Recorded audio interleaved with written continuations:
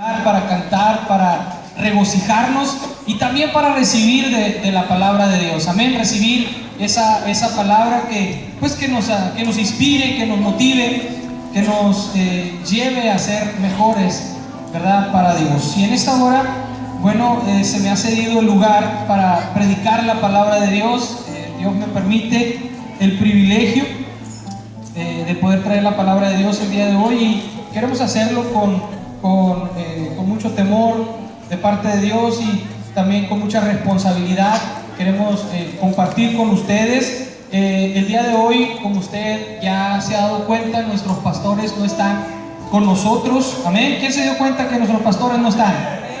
Amén. Todos nos dimos cuenta que nuestros hermanos no están. Ellos están en convención general en la ciudad de Monterrey, quizás ya por salir de regreso a este lugar.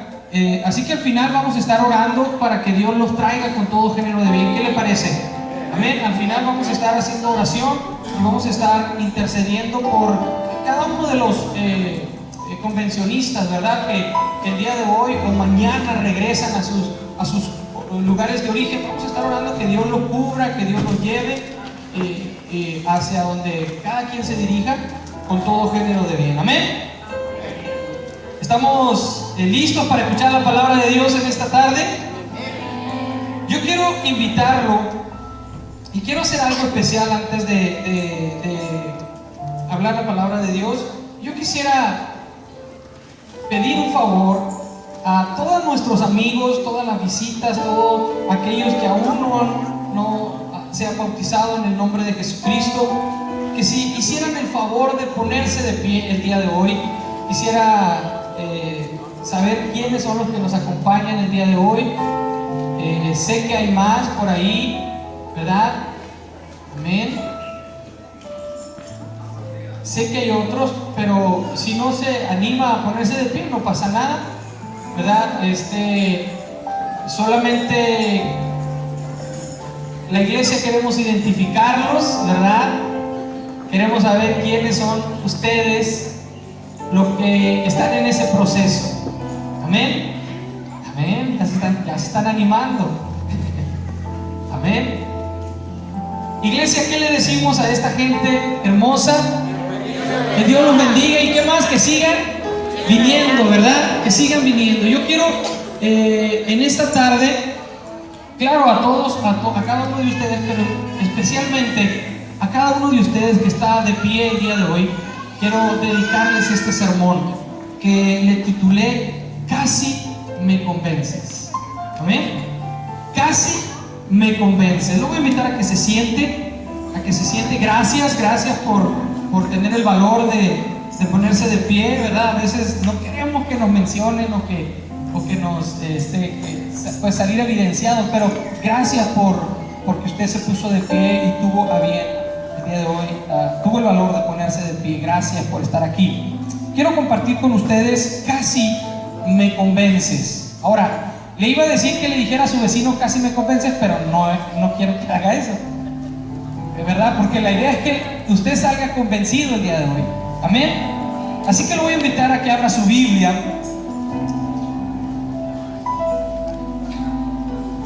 amén, en el libro de Hechos, capítulo 26. Si usted tiene alguno de nuestros invitados al lado ahí, ayúdele o comparta la palabra de Dios, o ayúdele a encontrar el pasaje que vamos a estar compartiendo el día de hoy. Hechos, capítulo 26, verso 24 al 29. Vamos a estar leyendo este pasaje. Vamos a estar compartiendo unos minutos acerca de él.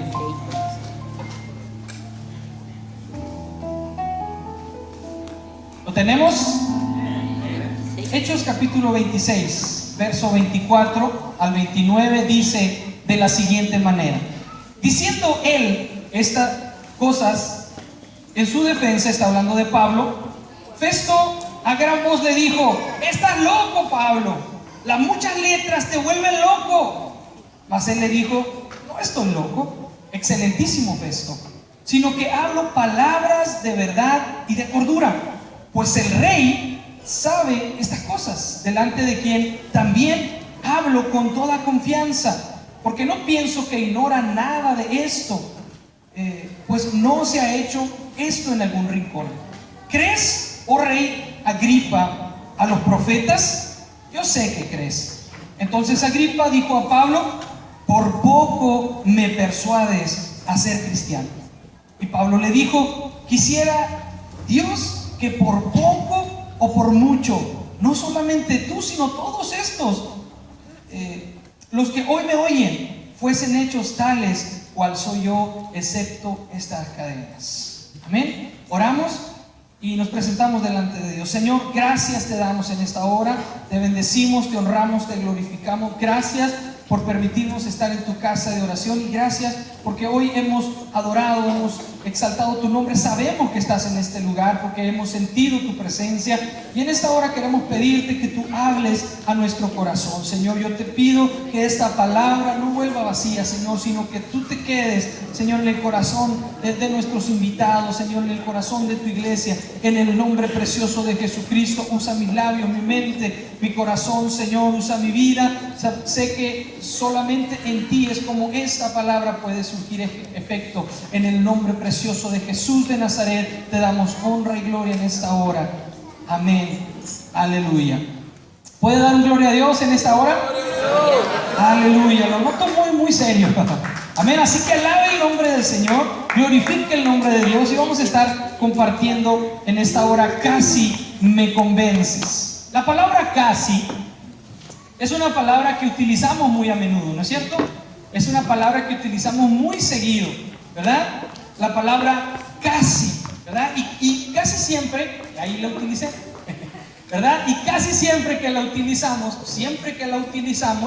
la utilizamos con diferentes sentidos, en diferentes sentidos. Por ejemplo, la utilizamos para no sentirnos tan mal cuando no logramos algo, o cuando no alcanzamos, o cuando tenemos algún fracaso, ¿verdad? Decimos, casi me dieron el ascenso en el trabajo, por ejemplo, ¿verdad?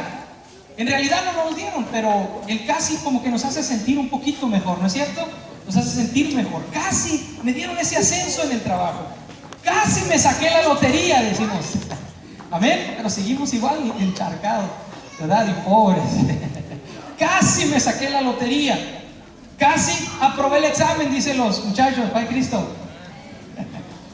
Casi aprobé el examen. En realidad lo reprobó, pero el casi como que nos hace sentir un poco mejor, ¿verdad? Casi me subían el sueldo. Son cosas que utilizamos, ¿verdad?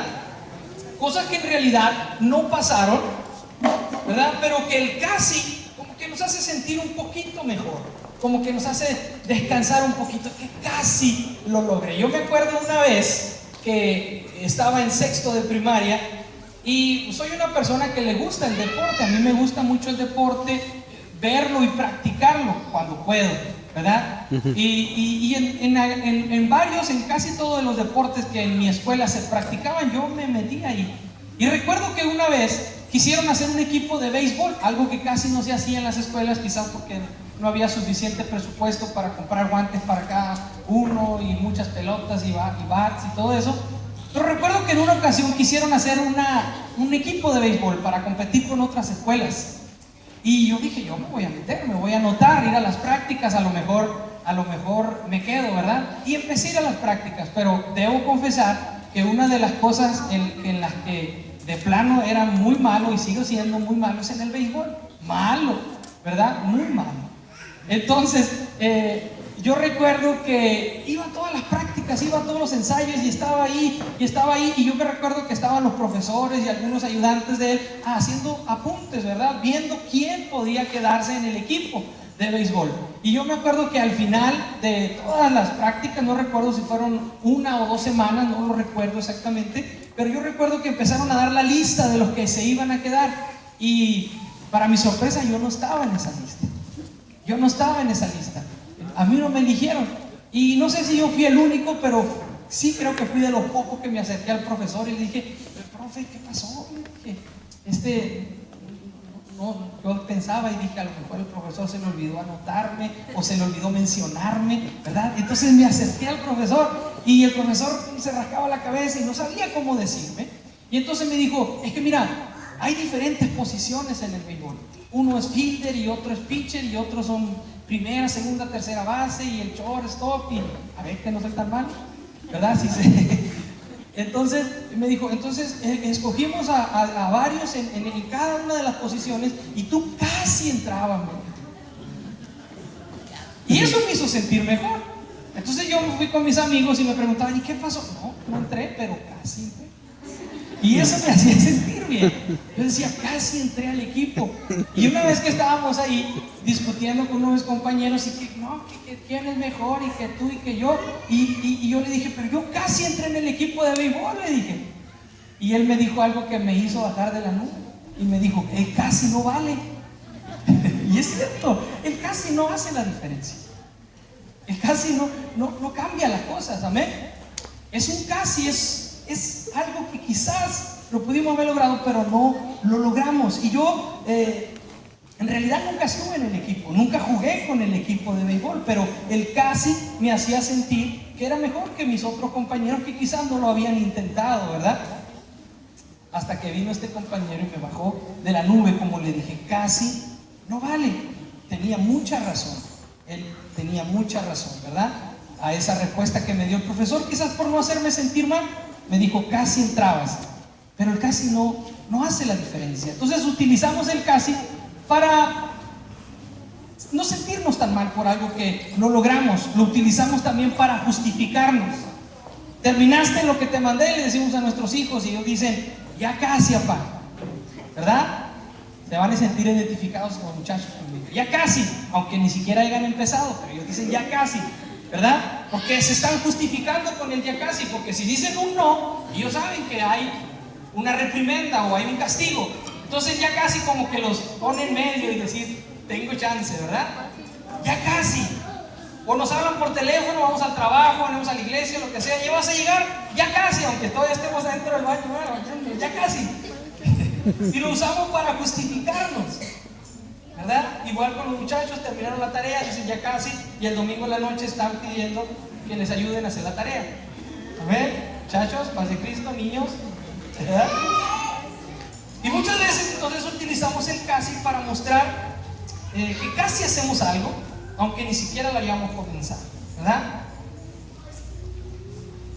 En el ámbito espiritual sucede igual, en el ámbito cristiano sucede igual. Hay mucha gente, y nuestro hermano Daniel mencionaba la semana pasada, al finalizar el sermón que él predicó, y hacía el llamamiento y decía, hay gente que tiene mucho tiempo aquí. Yo estoy seguro que todos nuestros amigos, los que se pusieron de pie el día de hoy, los que no quisieron, por no decir que todos, pero sí su mayoría, por lo menos en una ocasión antes de hoy han escuchado hablar de Jesús, ¿verdad? Mas sin embargo siguen diciendo, bueno, más adelante, más adelante. Y le preguntan, ¿cuándo vas a entregarle tu vida a Cristo? Ya casi. ¿No le ha pasado? Ya casi, hermano. Ya casi, ya mero. Y ahora el hermano, uno de los pastores que tuvimos, el hermano Casas, decía, en el llamero te vas a quedar. En la llama, ¿no? En el llamero. A ver, ya mero, dice, ¿cuándo te vas a entregar a Cristo? Ya casi, ya mero, ya merito, ¿verdad? Le pregunta, ¿todavía no te decides por Cristo? Pues todavía no, pero ya casi, ¿verdad? Y tratamos de justificarnos con el ya casi. ¿No eres bautizado? No soy, pero ya casi. En realidad no lo eres, ¿verdad? Y pasa el tiempo, pasan los días, pasan los meses, los años, y algunos siguen en el ya casi, porque sienten que eso los justifica de cierta manera. Sin embargo, en el reino de Dios no hay términos medios, no hay ya casi. En el reino de Dios o es sí o es no, porque el ya casi es un no disfrazado de ya casi. Amén. El ya casi es un no disfrazado. Así es, Dios es absoluto, y el día de hoy Dios quiere convencerte a ti que no has aceptado a Jesús, que no le has aceptado en tu corazón, que le des el sí de una vez y por todas. Que no estés con el ya casi, que no estés con el más adelante, con el ya merito, que son sinónimos del ya casi. sino que hoy te decidas y digas: hoy voy a aceptar el nombre de Jesús, porque el día de salvación es ahora. ¿Cuántos lo dicen? Amén. Es ahora. Mañana no sabemos qué va a pasar con nosotros, no sabemos qué traerá el día de mañana, o si estaremos vivos el día de mañana. Y Dios necesita que hoy te decidas por Él. El casi no hace la diferencia. Amén. El casi, le dije, es un no disfrazado. Es un no. Aquel que dice ya casi, aunque se sienta mejor, su respuesta está en el no. Su respuesta es: aún no lo voy a hacer. Amén. Fíjense la definición de la palabra casi. La palabra casi tiene como definición, según el diccionario de la Real Academia de la Lengua Española, poco menos de, cerca de, con corta distancia, por poco. Esa es la definición. Y luego dice que casi indica indecisión. Así dice la definición. Casi indica indecisión. ¿Se fijan? Casi es no a lo que no podemos alcanzar, a lo que no podemos hacer, a lo que debemos hacer, ¿verdad? Es un no traducido. Casi es un no traducido, ¿verdad? Y Dios quiere hoy, usted, amada visita que nos está con nosotros el día de hoy, que quiere inquietarle el día de hoy. Él quiere motivarle, Él quiere que usted se sienta desafiado por la palabra de Dios, y que usted cambie esa negativa que ha tenido en su vida hacia aceptar a Jesús en su corazón, y que usted le dé ese sí al Señor, y que cambie ese casi por un sí. Amén. En esta tarde. Y por eso tomé el pasaje que leímos hace un momento, y quiero relatarle un poquito de lo del pasaje que tomamos como base el día de hoy. Ahí en su Biblia quizás usted va a encontrar un encabezado que dice, ahí en el verso 24, Pablo insta a Agripa, así se llama el rey, Agripa, ¿verdad?, a que crea. Y entonces empezamos a leer, y usted se va a fijar que Pablo se estaba defendiendo. ¿De qué se estaba defendiendo? Bueno, Pablo se había convertido al Señor Jesucristo. Usted conoce la historia. Él era uno de los que perseguía la iglesia, él era uno de los que asolaba la iglesia. Él, en su plan de querer salvar la ley de Moisés, ¿verdad?, iba en contra de lo que el mismo Señor Jesucristo vino a establecer a esta tierra. Y entonces él perseguía a los cristianos, ¿verdad?, a los que creían en la resurrección de Jesucristo, y los encarcelaba, los azotaba, trataba de intimidarlos para que no creyeran, ¿verdad? Este era Pablo. Y en una ocasión a Pablo se le aparece el Señor Jesucristo, ¿verdad?, en un resplandor, mientras él va a Damasco, en un resplandor, y él tiene un encuentro con Jesús. La historia la conoce. Y entonces Pablo, después de eso, él empieza a predicar la palabra, se convierte en un apóstol de Jesucristo, y empieza a transmitir el evangelio de las nuevas buenas de salvación, y empieza a hablar. Entonces los judíos, los mismos que crucificaron a Jesús, los mismos que no estuvieron de acuerdo con el mensaje que Jesús traía, empezaron y vieron la manera de aprender a Pablo, de tomarlo preso, ¿verdad?, y de llevarlo hasta el concilio. Y lo hacen, lo llevan y tratan de encontrar el más mínimo pretexto para matar a Pablo. Amén. Y entonces Pablo, claro, él era una persona de letra, era una persona que conocía sus derechos, era un ciudadano romano, además de ser un ciudadano judío, ¿verdad?, hebreo, ¿verdad?, él era un ciudadano romano, y él conocía sus derechos, y él empieza a defenderse, ¿verdad? Y entonces lo llevan ante un tal tribuno, y luego lo llevan ante Félix, y luego lo llevan ante Festo, y ni uno de ellos encuentra una razón o un motivo para poder enjuiciar a Pablo, para poder ya sea dejarlo en la cárcel o asesinarlo o matarlo, como querían los judíos de aquella época, ¿verdad? Y entonces Festo, que era uno de los principales ahí, uno de los principales gobernantes, decide llevarlo ante el rey Agripa. ¿Quién es Agripa? Agripa es el bisnieto del rey Herodes. Herodes era aquel rey que los magos llegan con él y le dicen y le hablan acerca de la estrella y del nacimiento de Jesús en Belén, ¿verdad? Ese era el tataranieto de Agripa, ¿verdad? Es el mismo rey Herodes que mandó matar a todos los niños de aquella época, menores de 2 años, ¿verdad? Porque los reyes habían dicho que un rey iba a nacer.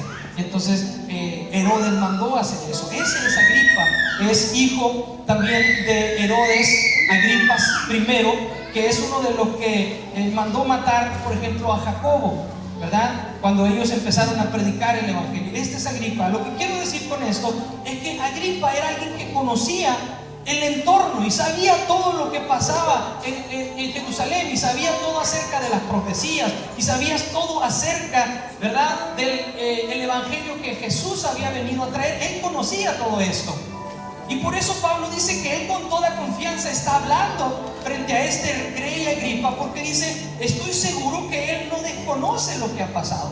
Estoy convencido, dice, que él sabe todo lo que ha pasado al entorno, porque esto que ha pasado, dice, no ha pasado en algún rincón, es decir, ha sido a la vista de todos. Y entonces él habla con el rey Agripa y le cuenta todo lo que yo le platiqué acerca de su conversión. Y yo imagino a Pablo lleno del Espíritu Santo hablando al rey Agripa y diciendo cómo Dios lo ha transformado, cómo Dios lo ha cambiado. Yo pienso que el rey Agripa empieza a sentir algo en su corazón, empieza a sentir algo en su vida, empieza a sentir ese escalofrío y a decir: wow, este hombre trae algo diferente, está hablando de una manera tan especial que eso me está llegando. Al grado que Pablo le hace una pregunta y le dice: ¿crees, oh rey Agripa, a los profetas? Hablándole de que si él sabe todo el entorno. Y él le dice: yo sé que crees, yo sé que sí, sé que estás persuadido de todas estas cosas. Y entonces el rey Agripa le dice: Pablo, por poco me persuades, por poco me convences, casi me convences de hacerme cristiano. Y Pablo le dice: ojalá Dios quiere que por poco o por mucho te decidas por Cristo. Y eso es lo que Dios quiere traer el día de hoy a tu vida. Yo sé que hay mucha gente que conoce del Señor, que conoce de Dios aquí en este lugar, que han escuchado quizás desde su niñez, que han escuchado quizás desde hace un tiempo, que tienen años o meses escuchando la palabra de Dios, pero no se han decidido por Cristo porque están en el ya casi, están esperando quizás el momento correcto. Y quizás han dicho: ay, es que casi me convence, ¿verdad? En alguna ocasión me tocó predicar acerca de la venida de Cristo, y una de las personas que tiene años aquí escuchando la palabra de Dios me dijo: ay, estuvo muy dura me llegó esa palabra, me dijo. Y yo le dije: ¿qué esperas para hacer algo? ¿Qué esperas para responderle al Señor como Él quiere que le respondas? Mas, sin embargo, esta persona hasta el día de hoy no se ha decidido por Cristo, porque está esperando, no sé qué está esperando. Están en la misma situación del rey Agripa, conocen al Señor, han escuchado su palabra, han entendido lo que Dios quiere para sus vidas, pero no han tomado la decisión y dicen: por poco me convences, hermano Saúl. Y cada vez que predica alguien dicen: por poco me convences, casi me convences. Pero Dios dice lo que dice Pablo el día de hoy: sea por poco o sea por mucho, pero la idea es que usted se convenza y que usted se decida el día de hoy a recibir al Señor Jesucristo como su Salvador y como su único Señor. ¿Cuántos dicen amén? Esa es la idea que el Señor tiene para su vida. Él no quiere que usted se quede en el ya casi, en el ya merito, en el después. Él no quiere que usted lo haga. Él quiere que usted se convenza y que no se quede como este rey, que a 2000 años, más de 2000 años, lo recordamos como un rey que estuvo tan cerca, pero se quedó tan lejos, tan cerca de conocer al Señor de señores, al Rey de reyes, de tener una relación con Él, de haber cambiado quizás sus generaciones, porque venía de unas generaciones que mataban a la iglesia, que asolaban a los cristianos. Y podía haber cambiado quizás sus generaciones, haber sido un rey que podía haber hecho grandes cosas, no solo en su familia, sino a los que él gobernaba, haberles inculcado el evangelio de salvación. Mas sin embargo, más de 2000 años para acá, hoy lo recordamos como un rey que estuvo tan cerca, pero a la vez tan lejos. ¿Cómo te recordarán a ti tus hijos? ¿Cómo te recordarán tus nietos, tus futuras generaciones? ¿Qué dirán de ti? ¿Qué dirán? El abuelo, el papá, el tatarabuelo. Cambió nuestra historia en la familia porque allá en el año fulano se decidió por Cristo. Allá en el 2016 él dijo sí al Señor, dejó de andar titubeando y dijo sí al Señor Jesucristo. Y ahora nuestra historia ha cambiado. Nuestra familia viene con una inercia diferente. Venimos todos ahora sirviendo al Señor. Yo me pregunto qué hubiese pasado si por allá mi abuela no hubiese recibido al Señor Jesucristo, mis abuelos. Ellos fueron los que empezaron en el caminar. Y al día de hoy yo puedo decir que soy fruto de esa decisión que ellos tomaron. Porque ellos compartieron el Evangelio con sus hijos. Ellos compartieron el Evangelio, ¿verdad?, con mi madre. Y ella fue la que nos fue llevando al Evangelio. Y al día de hoy estamos aquí. Y mi anhelo es que mis hijos sigan y las generaciones futuras sigan caminando en el camino del Señor. Esa es la idea. ¿Qué pensarán de ti? ¿O qué dirán de ti el día de mañana tus futuras generaciones? Es tiempo que tú tomes una decisión y que digas sí al Señor y no te quedes en el ya casi como el rey Agripa. Yo me hacía algunas preguntas y decía, ¿por qué mucha gente, aún conociendo al Señor, aún sabiendo de lo que Él hace, aún viendo su poder, porque muchos de ustedes quizás han visto la mano de Dios en ustedes mismos o en sus familiares? Y digo, ¿por qué no se deciden por Jesús? ¿Por qué no se deciden por Él? Y entonces yo traigo algunas respuestas aquí de por qué muchos pudieran estar en el ya casi, pero no decidirse a tomar el sí por el Señor. Y el punto número uno que quiero transmitirle es que muchos se quedan en el ya casi por causa de la duda. Amén. Por causa de la duda. Yo escuchaba una frase que decían que una cosa es creer en Dios y otra cosa es creerle a Dios. Son cosas diferentes. Hay mucha gente que dice creer en Dios. Usted sale allá afuera, hace una encuesta y casi todo el mundo le va a decir, yo creo en Dios. Yo creo en Dios, yo creo en Dios. Y usted se puede ir con la peor persona, con el asesino, con el violador y va a decir, yo creo en Dios. Pero es muy diferente creerle a Dios, porque cuando le crees a Dios, empiezas a hacer lo que Dios dice en su palabra. Eso es creerle a Dios. Empiezas a actuar conforme a su palabra. Entonces estás creyéndole a Dios. Y no solo estás creyendo en Dios, sino estás creyéndole a Dios. Amén. Y hay muchos que no vienen o se quedan en el ya casi porque no le creen a Dios. Están en duda. La duda ha hecho presa de ellos. ¿Por qué no dejas ese trabajo que no te deja acercarte a Dios? ¿Por qué no dejas esa vida que llevas? Esa vida de vicios, esa vida de cosas que no te traen nada provechoso. Y hay algunos que reconocen y dicen, yo necesito cambiar. Yo sé que necesito cambiar. Tengo un compañero de trabajo que me dice, yo sé que estoy mal, me dice, pero no se anima a cambiar. Porque duda que Dios puede hacer la obra en él. Porque duda que Dios puede ayudarlo a salir de ese vicio. Porque duda que Dios puede darle un trabajo mejor. Porque duda que Dios puede cambiar su situación. Y la duda hará que tú te quedes en el ya casi. Amén. Ya casi. Déjenme poner un ejemplo. Hay un hombre en Marcos, un joven, para ser más específico, en Marcos 10, 17 al 27 hay un joven rico, así usted va a encontrar el encabezado, el joven rico, que quiso seguir a Jesús, casi seguía a Jesús.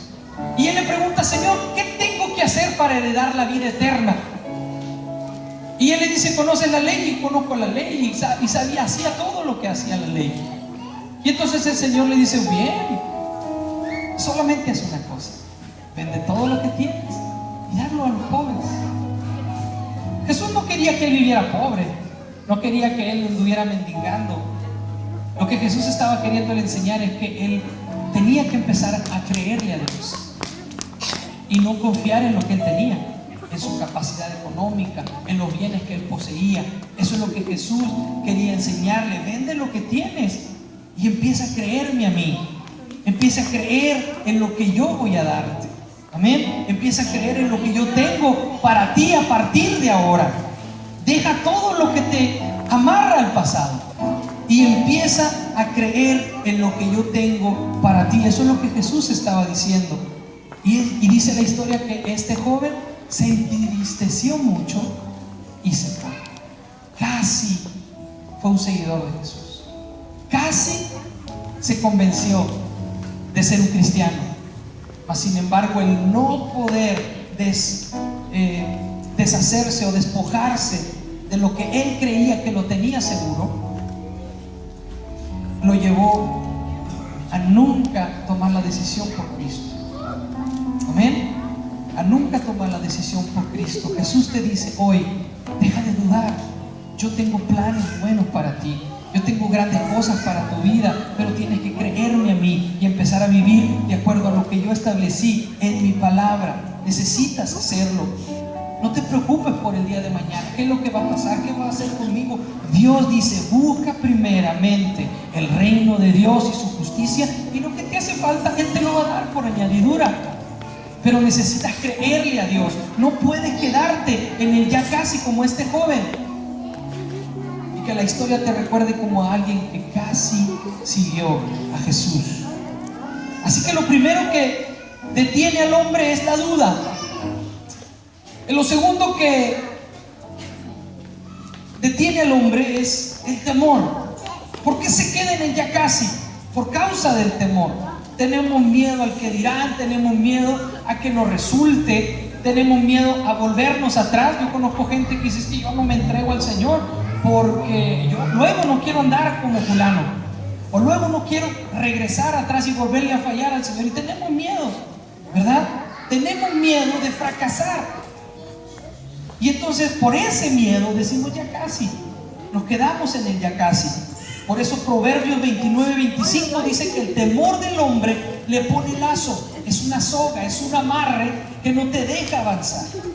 El temor te ata y no te deja que te decidas, aunque creas en Dios, aunque tengas ganas de recibirlo en tu corazón, aunque digas y te sientas bien y digas: yo quiero hacer la obra de Dios. Mas sin embargo el temor te detiene y tú dices: mejor me espero, ya casi me convierto. Mas sin embargo el temor te tendrá atado y nunca te decidirás por Cristo si no lo vences. Amén.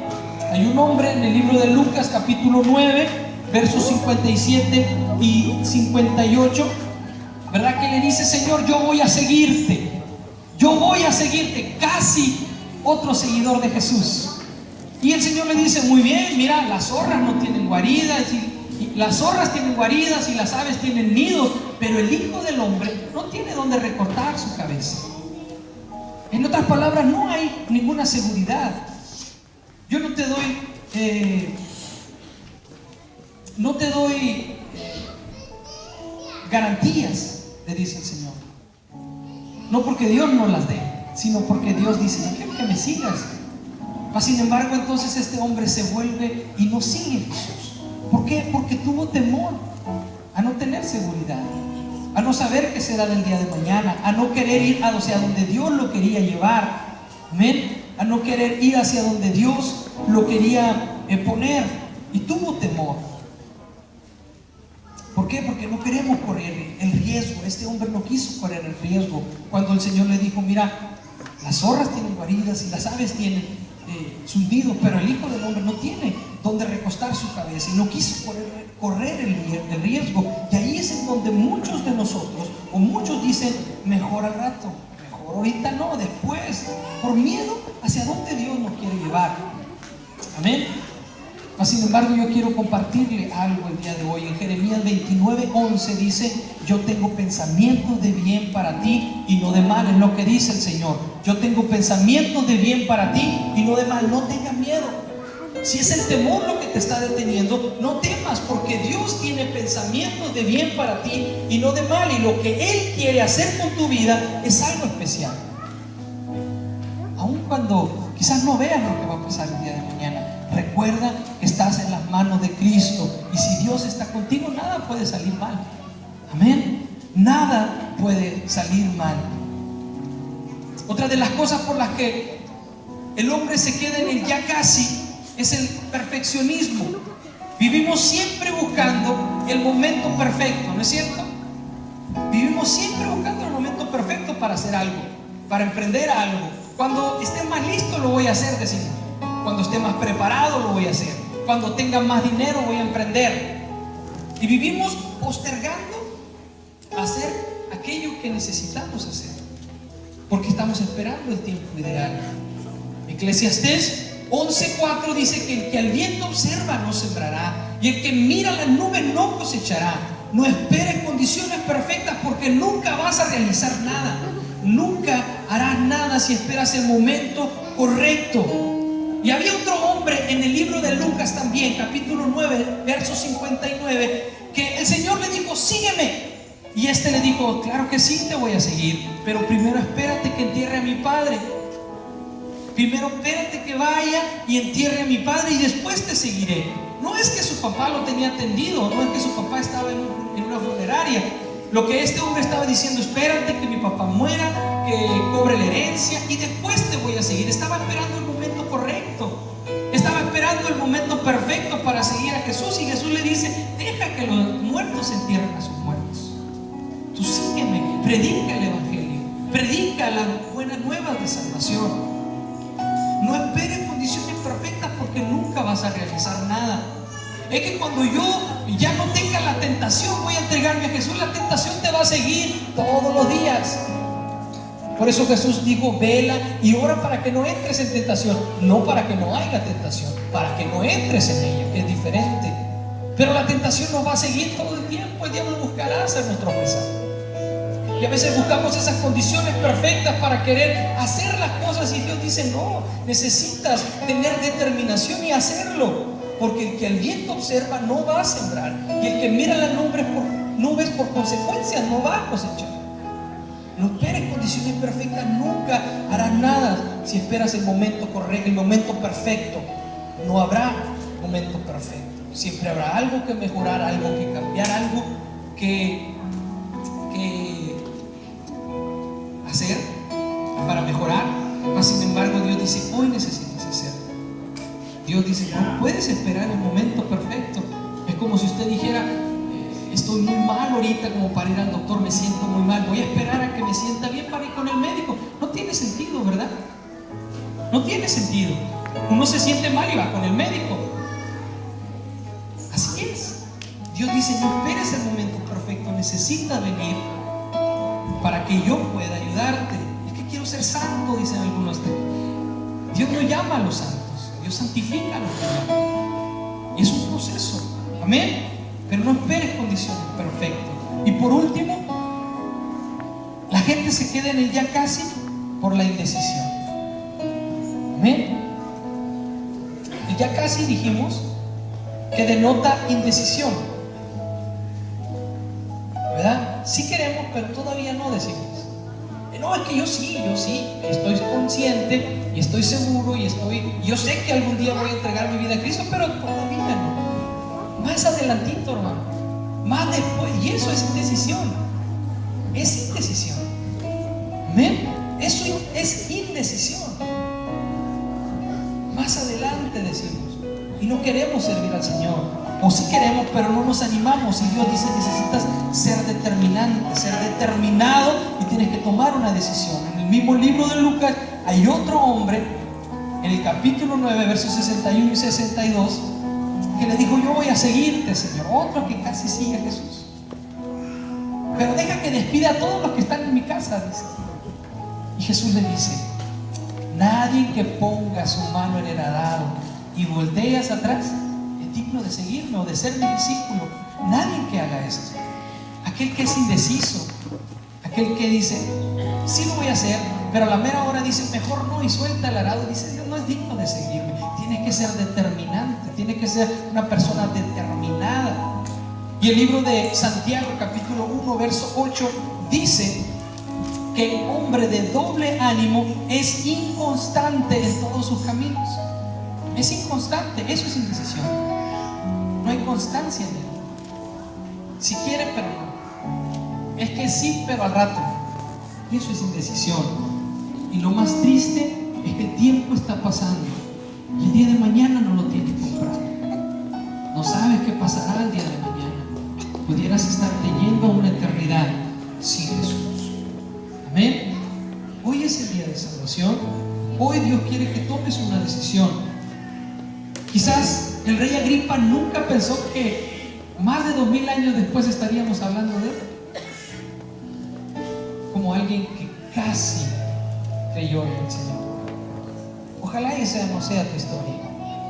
Tenía una abuela, una nana, mi nana Petra, que falleció a causa de su diabetes y de una gangrena que ella obtuvo, y le empezaron a mochar primero un dedo, después el pie, después la pierna, hasta que ella no resistió.